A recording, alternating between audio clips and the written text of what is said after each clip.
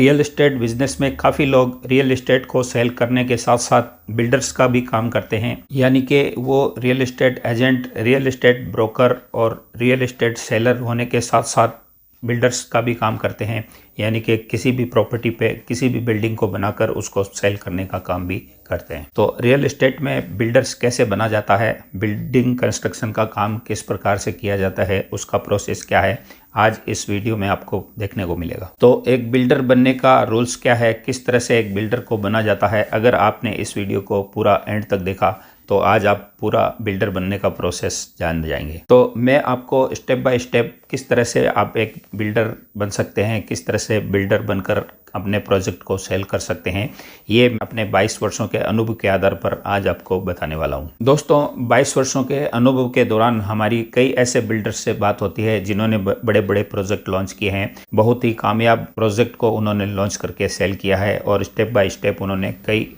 Project को launch किया है। कई व्यक्ति और बिल्डर हमसे जुड़े हुए हैं जो कि दिन रात कई जगह जमीन लेकर आवासीय कॉलोनियां काटते हैं, प्लॉटिंग करते हैं और वहां पर कंस्ट्रक्शन करके बिल्डिंग बनाकर बेचते हैं। तो इसका सारा प्रोसेस क्या है, आप भी किस तरह से एक बिल्डर बन सकते हैं, किस तरह से एक बिल्डर बनकर अपनी बिल्डिंग को बेच सकते हैं, किस तरह इस व्यवसाय में नए आयाम छू सकते हैं। तो प्रैक्टिकल तरीके से आप एक अच्छे खासे बिल्डर कैसे बन सकते हैं, आपको स्टेप बाय स्टेप इस वीडियो में मैं बताने वाला हूँ। वीडियो आगे बढ़े इससे पहले मेरा आपसे निवेदन है कि इस वीडियो को एक लाइक ज़रूर करें और हमारे channel star real estate and builders को सब्सक्राइब करके ज़रूर रख लें ताकि इसी तरह की नई वीडियो आपको आगे भी देखने को मिलती रहे। तो अगर हम सबसे पहले स्टेप की बात करें तो उसमें आपको ये डिसाइड करना पड़ेगा कि आप बनाना क्या चाहते हैं, प्रोजेक्ट क्या है, आप किस चीज़ को बनाकर बेचना चाहते हैं। अब आप ये पूछेंगे कि ये क्या सवाल हुआ कि आपको क्या बनाना है, बिल्डिंग ही तो बनेगी। लेकिन नहीं, आप बिल्डिंग में क्या बनाना चाहते हैं, इंडिविजुअल मकान बनाकर बेचना चाहते हैं या किसी फ्लैट्स को बनाकर बेचना चाहते हैं या किसी बड़ी आवासीय कॉलोनी को लॉन्च करना चाहते हैं, आपको ये पहले डिसाइड करना पड़ेगा। या अगर आपका प्रोजेक्ट बड़ा है तो आप ऐसा कोई आवासीय कॉम्प्लेक्स लॉन्च करना चाहते हैं जिसमें बहुत सारे फ्लैट बने हुए हों, या आप ऐसा कमर्शियल शॉप्स का मॉल बनाना चाहते हैं जिसमें बहुत सारी दुकानें और शॉप बने हों, तो आपको एक प्रोजेक्ट सोचना पड़ेगा, एक प्रोजेक्ट के बारे में विचार करना पड़ेगा, डिसाइड करना पड़ेगा कि आप किस तरह का प्रोजेक्ट लॉन्च करना चाहते हैं। तो एक सही बिल्डर करने के लिए आपको पहले डिसाइड करना पड़ेगा कि आप किस तरह का प्रोजेक्ट करना चाहते हैं। सिंगल आवासीय प्रोजेक्ट करना चाहते हैं, छोटी स्कीम लेकर उसमें छोटे मकान बनाकर बेचना चाहते हैं, फ्लैट बेचना चाहते हैं, कमर्शियल बिल्डिंग लॉन्च करना चाहते हैं, किसी आवासीय कॉलोनी के प्रोजेक्ट को लॉन्च करना चाहते हैं। दोस्तों, ये सब विचार करने के बाद जो सेकंड स्टेप आता है, उस सेकंड स्टेप में आपको अपना एक बजट तय करना पड़ेगा। आपको ये बजट बनाना पड़ेगा कि आप जो भी आवासीय कॉलोनी या फ्लैट या जो भी स्कीम लॉन्च करना चाहते हैं तो उसमें आपका बजट कितना है, कितने बजट में आपको उस आवासीय कॉलोनी को या अपने प्रोजेक्ट को लॉन्च करना है। और इसके अलावा उस बजट के अकॉर्डिंग आपको एक लोकेशन तय करनी पड़ेगी, किस लोकेशन में आप अपने प्लान को, अपने प्रोजेक्ट को शुरू करना चाहते हैं। तो आपको ये दो चीजें पहले डिसाइड करनी पड़ेगी कि आपका बजट क्या है, किस बजट में आप उस कॉलोनी को या उस प्रोजेक्ट को लॉन्च करने वाले हैं और आपको उसको किस जगह पे लॉन्च करना है। आपको उसकी लोकेशन तय करनी पड़ेगी, पहले से ये प्लान करना पड़ेगा कि फला लोकेशन में हमें इस प्रोजेक्ट को लॉन्च करना है। लोकेशन को देखते हुए आपको ये ध्यान रखना पड़ेगा कि क्या वहाँ पर एप्रिसिएशन है, क्या लोगों को वहाँ पर ग्रो का फायदा मिलेगा। अगर आप वहाँ पर कोई स्कीम लॉन्च करते हैं तो क्या आपके प्रोजेक्ट आसानी से बिक जाएंगे और क्या वहाँ पर आसानी से प्रोजेक्ट बिकने के बाद जो आपके प्रोजेक्ट को खरीदेंगे उनको उसका लाभ मिलेगा, फायदा मिलेगा। इसमें आपको एक चीज का और ध्यान रखना पड़ेगा कि जिस लोकेशन में आप अपने प्रोजेक्ट को लॉन्च करना चाहते हैं वहाँ के आसपास एरिया की ग्रो कैसी है। उसके आसपास अगर कोई एरिया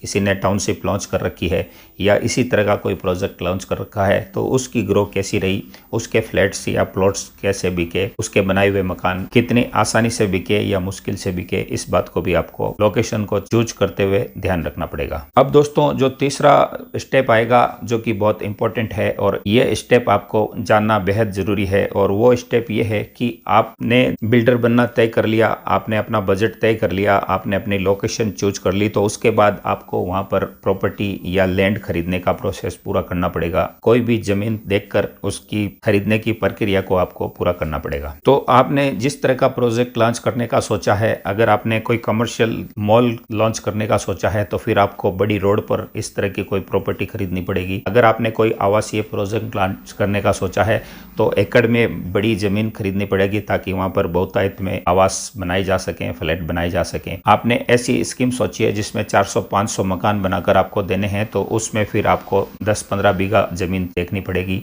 जो कि अच्छे एरिया में हो, अच्छी लोकेशन में हो। और अगर आपने 100-50 छोटे मकान बनाकर बेचने का कोई प्रोजेक्ट देखा है तो उसमें आपको लैंड खरीदने की प्रोसेस पूरी करनी पड़ेगी। अपने बजट के अकॉर्डिंग जमीन खरीदने का प्रोसेस पूरा करना पड़ेगा। तो आपको जिस तरह का आपका प्रोजेक्ट है, तो आपने जब ये प्लान बना लिया है कि मुझे किस तरह की कॉलोनी लॉन्च करनी है, किस तरह का मेरे को प्रोजेक्ट लॉन्च करना है, तो उसके अकॉर्डिंग आपको प्लानिंग करके उसके हिसाब की ज़मीन आपको खरीदनी पड़ेगी और उसमें फिर अपने प्रोजेक्ट को लॉन्च करना पड़ेगा। उसकी पूरी प्रक्रिया आपको शुरू करनी पड़ेगी। और आपने जिस तरह का प्रोजेक्ट लॉन्च करने का सोचा है, कमर्शियल है या रेजिडेंशियल है या आवासीय कॉलोनी है या इंडिविजुअल मकानों की स्कीम है, तो उसको लॉन्च करने का पूरा प्रोसेस आपको सोचना पड़ेगा, देखना पड़ेगा, प्लानिंग करनी पड़ेगी और उनको लॉन्च करने का तरीका देखना पड़ेगा और उसी के अकॉर्डिंग आपको लैंड खरीदने का प्रोसेस पूरा करना पड़ेगा। अब बात आएगी चौथे स्टेप की। चौथा स्टेप को पार करने से पहले दोस्तों मेरा आपसे फिर निवेदन है कि आप हमारे वीडियो को लाइक ज़रूर करें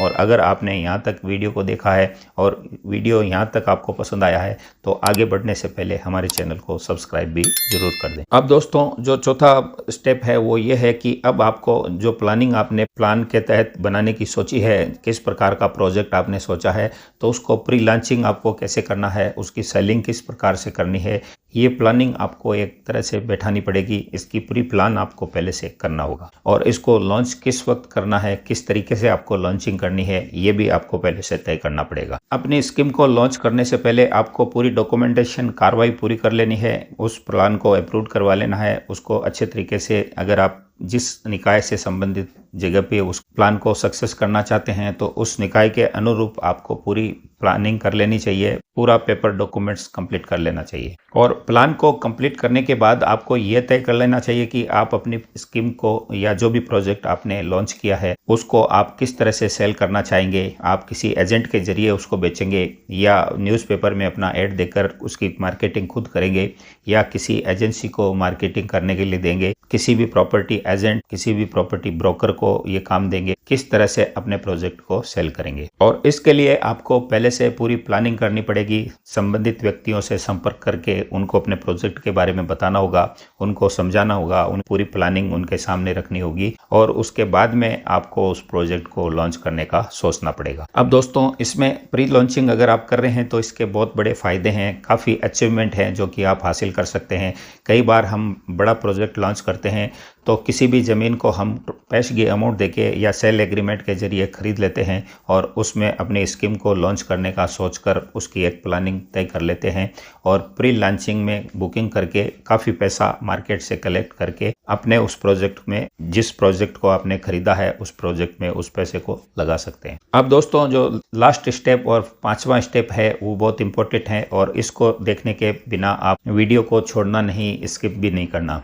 क्योंकि अगर यह स्टेप आपने नहीं देखा तो आप एक सफल बिल्डर नहीं बन पाएंगे, एक अच्छे बिल्डर का काम आप नहीं कर पाएंगे। और यहाँ तक जो आपने 4 स्टेप देखे हैं उसमें आपने प्रोजेक्ट क्या बनाना है वो तय कर लिया, किस तरह का प्रोजेक्ट करना है वो तय कर लिया, आवासीय लॉन्च करना है, किस प्रकार के मकान बनाने हैं, फ्लैट बनाने हैं, शॉप्स बनानी है, ये तमाम चीज़ें तय कर ली, ज़मीन खरीद ली, उसका डॉक्यूमेंटेशन पूरा कर लिया, तमाम तरह की सारी कागजी कार्रवाई करके आपने प्लानिंग को एक मूर्त रूप दे दिया कि किस तरह से आपको प्लानिंग करनी है। तो ये सब सारी चीज़ें कंप्लीट करने के बाद पांचवा स्टेप आपके सामने इस प्रकार से रहेगा। तो आप दोस्तों जब भी अपनी स्कीम को लॉन्च करेंगे, उसकी लॉन्चिंग करेंगे तो आपको अपने कस्टमर से एक समय तय करना पड़ेगा कि आप उनको डिलीवर कब कर देंगे। तो आपको तय समय पर बिल्डिंग को बनाना और उस प्रोजेक्ट को मूर्त रूप देना और उसको अपने क्लाइंट्स को सुपुर्द करना, यानी कि उनको पोजीशन देना, ये सबसे इम्पोर्टेंट आपके लिए रहेगा और तय समय पे आपको ये करना पड़ेगा तभी आपका प्रोजेक्ट सक्सेस लॉन्च हो पाएगा, सक्सेस रूप से मूर्त रूप ले सकेगा। और आपकी प्रॉपर साख तभी बनी रहेगी जब आप अपने क्लाइंट से जो वादा करेंगे कि आप उस प्लान को 1 साल में, 6 महीने में, 8 महीने में, 1.5 साल में या 2 साल में, जितना आपने अपने क्लाइंट से वादा किया है उससे महीने 2 महीने पहले अगर आप उसको बनाकर दे देंगे तो आपकी एक साख मार्केट में जमेगी और एक आप अच्छे बिल्डर कहलाएंगे। मेरा कहने का मतलब यह है कि अगर आपने कमिटमेंट अच्छे तरीके से किया और उस कमिटमेंट पे आप खरे उतरे तो आप एक अच्छे नामी बिल्डर बनने की कगार पे पहुंच जाएंगे। दोस्तों, मेरी कोशिश ये रहती है कि सरल भाषा में, सॉफ्ट तरीके से मैं आपको एक किसी भी प्रोजेक्ट के बारे में समझा सकूं, बता सकूं, और मेरा प्रयास कितना सफल रहता है ये आप लोग कमेंट करके जरूर बताइएगा। आज के इस वीडियो में मैंने जो आपको बताया है कि एक सफल बिल्डर किस तरह से बना जा सकता है और उसकी प्लानिंग आप A to Z किस प्रकार से स्टेप बाय स्टेप लेकर एक अच्छे बिल्डर बन सकते हैं और एक अच्छा प्रोजेक्ट लॉन्च कर सकते हैं। दोस्तों, रियल एस्टेट के बारे में आपके अच्छे कमेंट से मैं अभिभूत हूं और काफ़ी लोगों को जानकारी का अभाव है। काफ़ी लोग प्रॉपर्टी, रियल एस्टेट और बिल्डिंग कंस्ट्रक्शन के बारे में नहीं जानते हैं। तो अगर आपका कोई सवाल हो कमेंट्स में ज़रूर करें और मैं आपके सारे कमेंट्स पढ़ता हूं और मेरी कोशिश ये रहती है कि मैं आपके हर कमेंट का जवाब दे सकूं। इसके अलावा भी आपका कोई क्वेश्चन है तो डिस्क्रिप्शन में मेरे नंबर दिए गए हैं, आप उस नंबर पे तय समय के अनुसार कॉल कर सकते हैं या मुझे व्हाट्सएप पे मैसेज भी कर सकते हैं। तो दोस्तों, मोटा मोटा मैंने आपको एक बिल्डर किस तरह से बना जाता है, किस तरह से आप एक प्लानिंग करके ज़मीन खरीद करके उसका डॉक्यूमेंटेशन कंप्लीट करके किस तरह से एक प्लानिंग बनाकर अपनी बिल्डिंग या अपना प्रोजेक्ट बनाकर किस प्रकार से उसको सेल कर सकते हैं, किस प्रकार से मार्केटिंग कर सकते हैं और किन लोगों के साथ कर सकते हैं, ये सारा इस वीडियो में बताया। तो उम्मीद करता हूँ कि ये वीडियो आपको पसंद आई होगी। वीडियो पसंद आई है तो इसको एक लाइक करें, हमारे channel star real estate and builders को सब्सक्राइब करें और बेल आइकन जरूर दबाएं। तो दोस्तों, फिर मिलते हैं आपसे नए वीडियो के साथ। तब तक के लिए नमस्कार, जय हिंद, जय भारत।